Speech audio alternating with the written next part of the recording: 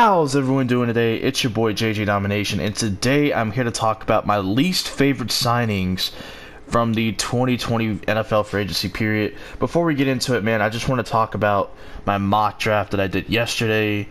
As of recording this, the mock draft 3.0 with trades, man, it did so great for a channel my size, man. It did so great. It's gonna end up being one of my most viewed videos, if not my most viewed video ever on the channel, so that's great, man. And what it was able to do in like 12 hours was crazy, because you got to think about it. I have less than 60 subs, and the video before recording this probably has just about 240 views, 5 likes, 2 dislikes, whatever. I don't really care about likes or dislikes. I just want people to watch the video and actually enjoy what they're listening to, because listen, man, it's a mock draft. You can't please everybody. Everyone's not going to be happy with the picks or the movement via trade and stuff like that. So it's kind of hard to do it for all 32 teams. But I kind of learned my lesson from it. I think just from here on out, we're just going to do predict the pick. I really just wanted to do one with trades to see how it would go, but it went pretty well, obviously, with the views for like a channel my size. But I think from now on, I'm just gonna do predict the pick for less controversy. But I know this video will not do a fraction of that, but I just wanted to touch on that. But anyway, this video will be talking about my least favorite free agency signings from the 2020 NFL free agency, and basically it's the same rules that I've had for my other free agency videos. You can't have any re-signings, you can't have any franchise tag players, recently traded for players, extended players. It only has to be players that you actually brought in from free agency, from a different team that is signing here. So the most amount of players we could touch on per team is 2. Every team obviously isn't going to be on here, but let's just say about 1/3 of the league is. So without further ado, let's just go ahead and get into it. And we start off with the Chicago Bears, and they have 2 signings I really don't like, and I'll talk about why, because I think context is needed when you talk about these signings.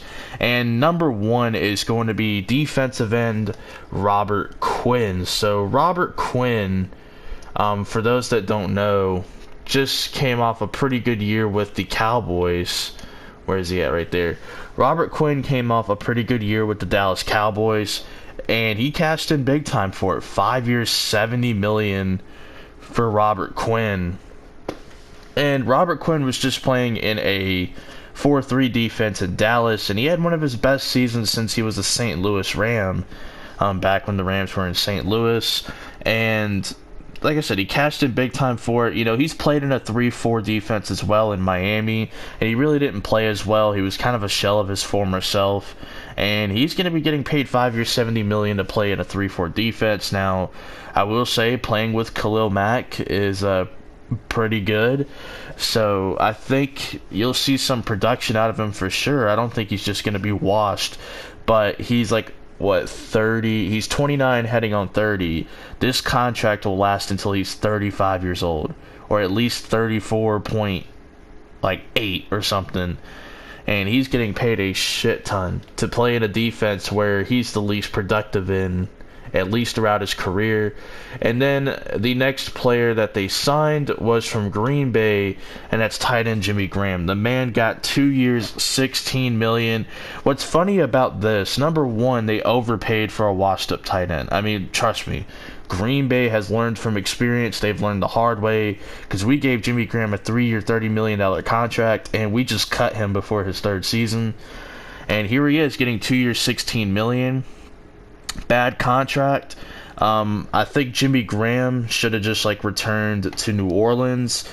He probably should have went to, I don't know, New England maybe for a year, maybe Pittsburgh for a year. But man, just seeing Jimmy Graham go to Chicago, 2 years, $16 million.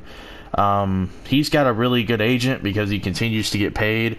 But what makes this even funnier is a team like Pittsburgh offered Eric Ebron a 2-year, $12 million contract, and Eric Ebron is 5-6 years younger than Jimmy Graham, and he's going to cost in total $4 million less than Jimmy Graham. So for me, that's just hilarious. The Bears continue to just be the Bears, man. They're really making this division easy for the Packers and the Vikings. I mean, the Bears have a great defense. Don't get me wrong, they've had a great defense for a while now.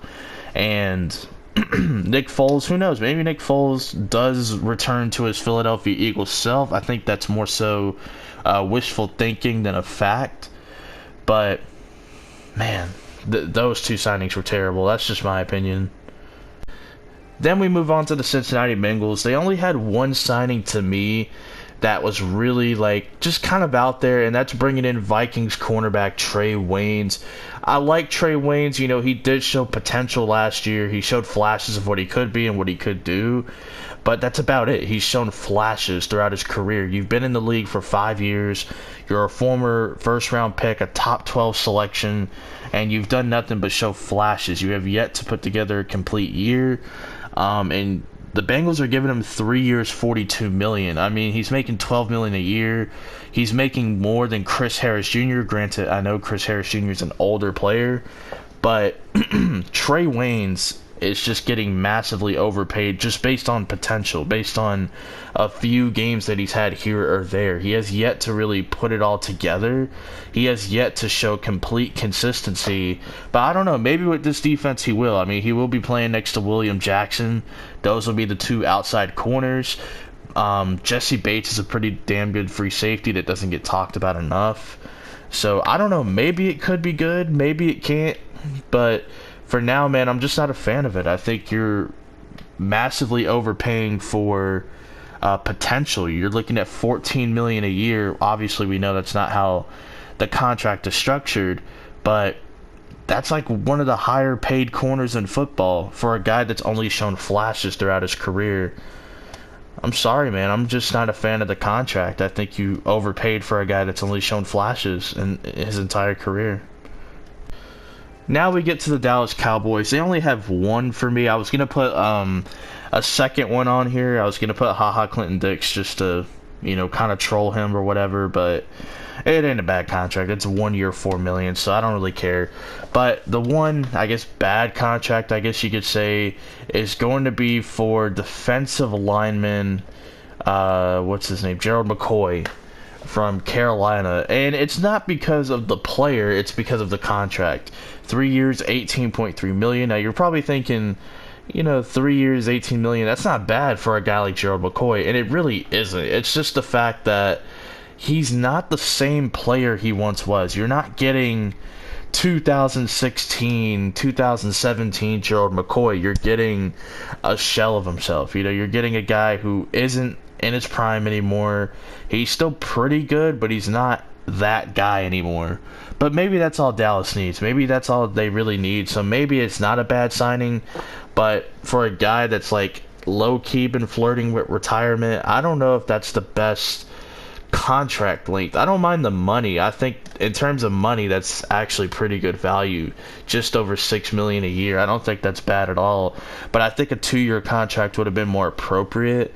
I think a 3-year contract's kind of pushing it. That's just my opinion, though. And again, you could argue that this is a good signing. I just put it in the bad because mainly of the contract length, and plus Gerald McCoy ain't the same dude he used to be. But hey, he could prove me wrong, make me look like an idiot, and it could go down as one of the best signings of the entire offseason. Who knows? Up right here, we do have the Miami Dolphins, and for a team that spent a lot of money in free agency, brought in a lot of different guys, you're bound to have one that you just don't agree with. I mean, they've been very active in free agency, and that one player is coming over from the Washington Redskins, and we are talking about guard/tackle Eric Flowers, who got 3 years, $30 million. You know, he's a former top 10 pick for the New York Giants. He's been pretty much labeled as a bust up to this point. You know, he really wasn't cutting it at left tackle for the Giants, and I think he ended up going to the Jaguars for like a year. He played some right tackle. He was decent replacement level type, and then he comes here and plays some guard, and he's been decent. I mean, if you look at his build, 6'6", 334, I mean, it's basically a taller guard, I guess you could say, but that's pretty good guard size, or really good guard size, I guess you should say, or whatever. But yeah, to me, you're paying $10 million a year for a guy who similar to Trey Waynes. I mean, he's just kind of shown flashes, kind of known as a bust. But I think Trey Waynes has had much better play over his career than Eric Flowers. So Eric Flowers might be one of the worst free agency signings of this entire process. I don't know, though. Maybe. We'll see. I mean, this list is pretty bad, as you'll find out later with the next team. Yes, the New York Football Giants. Why could they possibly be on a list about the worst free agency signings of 2020? Well, we'll just get into it. Honestly, you can argue that this signing wasn't bad, but we're going to go to Carolina and talk about cornerback James Bradberry, who was pretty good in the first half of the season, but started to take a dip in the second half of the season. He ends up getting paid like 3 years, $43.5 million. I think it could go up to like $45 million, but again, you're paying like almost $15 million a year for a corner who is kind of a solid number 2 at best. I don't think he's a true number 1 corner on a good team, but it kind of explains it because the Giants aren't a good team, so he's going to have to be their number 1 corner, and I don't think he's a cornerback number 1, but he's getting cornerback 1 money, so that's kind of how things are right now with James Bradberry. Now, who knows? Maybe he comes over here, balls out, ends up being like the best corner they've had since, I don't know, just one of the best corners they've ever had. But the chances of that, not really. But then another signing that they made, and this one just put a big smile on my face, and that's Blake Martinez. 3 years, $30.75 million. I mean, that was a terrible signing. And listen, I'm a Packers fan. I've had to put up with Blake Martinez for years. I get it. Oh my gosh, he gets a lot of tackles. He's good against the run. He's not really all that good against the run, to be honest. I mean, he really isn't. He watches dudes run past him. He does not have an athletic bone in his body. He can't cover worth of crap. I mean, yeah, he gets a lot of tackles. He gets a lot of cleanup tackles. I mean, watch film, people. I mean, he doesn't just get a bunch of clean tackles. He doesn't get a bunch of clean hits. It's like, oh, he gets tripped up by somebody and he happens to kind of touch him on the way down and he gets credited for the tackle. I mean, Blake Martinez is not good, and the Giants are paying him to be their premier middle linebacker, which is stupid. But granted, their general manager is Dave Gettleman. He does a lot of stupid things, and that's just the way it is. I mean, I'm sorry, Giants fans. I'm sorry you have to put up with it. It is what it is. Straight up. I mean, it is what it is. And from one New York team to the other, let's talk about these Jets. I do give the Jets a ton of credit, for their free agency. I mean, they did address offensive line. They did improve it, but did they really improve it, though? I would say as of now they have one free agency signing I don't like, and I don't know if he's a left tackle or a right tackle. He could be a right tackle, and we're talking about George Fant, the tight end / swing tackle, who is going to be coming here to basically be a starting tackle full-time. That's going to be George Fant. 3 years, $27.3 million. For me, George Fant in Seattle's offense was more of a swing tackle / big tight end that they used. And that's a pretty unique role, and you're basically paying him to be a tackle, which he's not even all that good as a tackle. He's decent, but he's a very athletic player that the Seahawks used as like a mismatch problem to have extra blocking on run plays. And for me, I mean, are you really paying that much money for a starting tackle or a sixth-man swing tackle type of player? I don't know, man. I kind of question that one. I think the Jets have done okay. I give them credit for trying to address the offensive line, even if they did just get a bunch of low-end replacement-level guys, but it's better than what it was last year. But granted, the George Fant contract, a little confusing to me, but I think that is because they missed out on Jack Conklin. They had to bring in somebody. So I guess take it with a grain of salt, Jets fans. Now we move on to the Detroit Lions, man. I love talking about the Detroit Lions because I know their fans get mad at everything that I say these days. So it is what it is. I have fun with it. I embrace it. So the first signing, I don't even know if he's a guard or a tackle. To be honest, I don't care. This has to be the worst free agency signing made this offseason.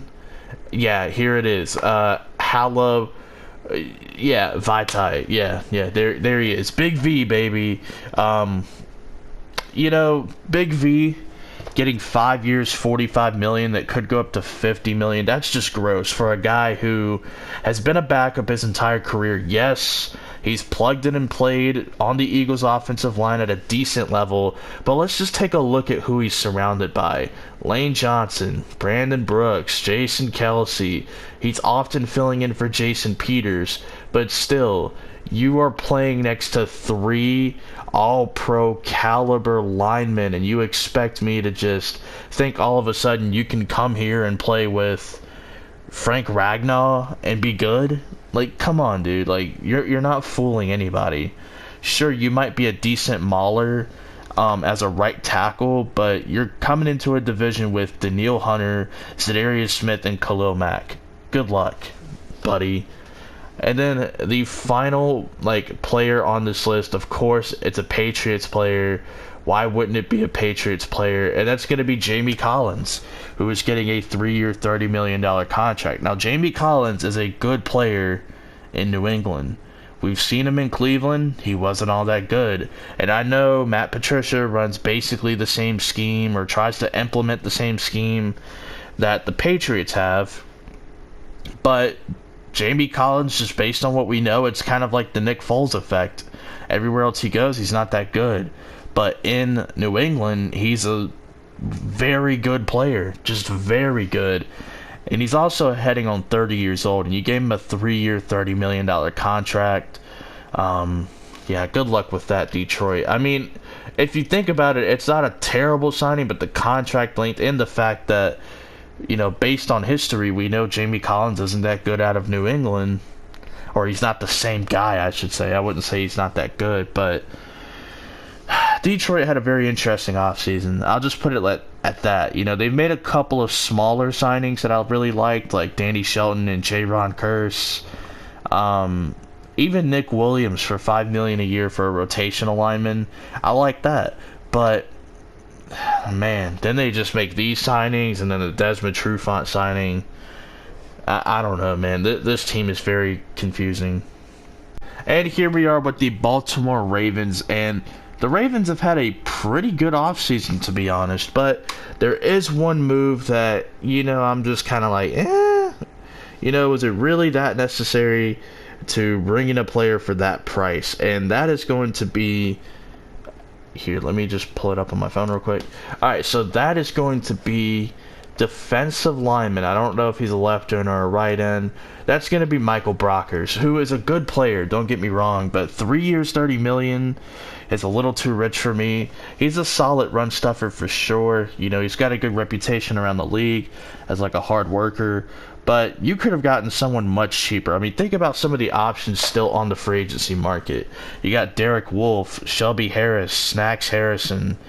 There's a few that I'm thinking of that's escaping, but to me, you still have good quality run stuffers, even one of the best in Snacks Harrison that you could have brought in for a year for maybe $5 million. To me, this was just the Ravens just trying to get it done immediately, but there's still a lot of options out there just chilling, and I feel like the Ravens just kind of rushed that one, to tell you the truth. But they've had a really good offseason, but that was just one that I couldn't really get on board with. And we're here with the New Orleans Saints. I only got one for the New Orleans Saints. It's a good player. I just think the contract's a little ridiculous, and that is going to be for Malcolm Jenkins. He's 31 years old, and this Saints team gave him a 4-year, $32 million deal. That contract will last until he's 35 years old, and that's a big contract for a guy who, number one, was looking for more money, and number two, a guy who is entering his 30s and really didn't have as good of a season as he did the previous year with the Philadelphia Eagles. So he's coming to this team, and we saw the Saints also bring in DJ Swearinger for like a 1-year cheap deal. They also have Chauncey Gardner-Johnson, Marcus Williams, so they have some good safety depth. You know, I'll give them that, but man, the Saints, I mean, that just feels like a massive overpay and too long of a contract, in my opinion, for Malcolm Jenkins. I think you could have brought him in for like 1 year, you know, $6 million, could go up to $8 million with incentives, and that would have been cool, but man, this feels like a little bit of a reach for the Saints. I mean, was it really that necessary to bring in Malcolm Jenkins over Von Bell, who just had a pretty solid year for you? Like, you know, that's just kind of my thinking on it. And finally, we have the best ran organization in football. Obviously, that is major sarcasm. The Houston Texans, ladies and gentlemen. How could they have possibly messed up this offseason? Oh, I'm looking at it right now. Hopkins, who isn't even on this team anymore. But let's just start off, of course, with the first signing they made, and that is bringing in safety Eric Murray, who, as a backup safety, he did play, you know, a good bit for the Browns, but he's getting 3 years, $20.25 million for a guy that hasn't really played that many significant snaps. Kind of a bad signing, in my opinion. It feels like an overpay for a guy that's barely played. And then the second player that is on this list is, of course, Dallas Cowboy wide receiver Randall Cobb, who's getting 3 years, $27 million. And to me, not only am I not a big fan of the contract, but I think the context behind this is even funnier, because they wouldn't shell out more money for DeAndre Hopkins. They wouldn't restructure his contract and give him more money on his deal, but they were willing to pay on average $9 million a year for a receiver who's going on 30 years old. That's a glorified slot receiver these days, Randall Cobb. I mean, to me, that's just hilarious. They would not give arguably one of the 2 or 3 best receivers in football a contract, you know, extension. They wouldn't give him more money on his contract. They wouldn't rework it for him. But they brought in a receiver that's almost 3 years older than him, who is a glorified slot receiver, never been the number 1 receiver on his team, and they're paying him 3 years, $27 million. To me, that is hilarious. Good job, Houston. You're running the franchise back into the ground, kind of like where it all started when you became an expansion team. But hopefully you guys enjoyed this list.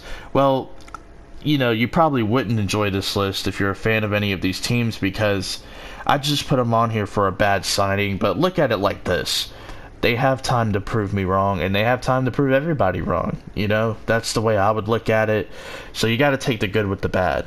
But hopefully you guys enjoyed, and peace out.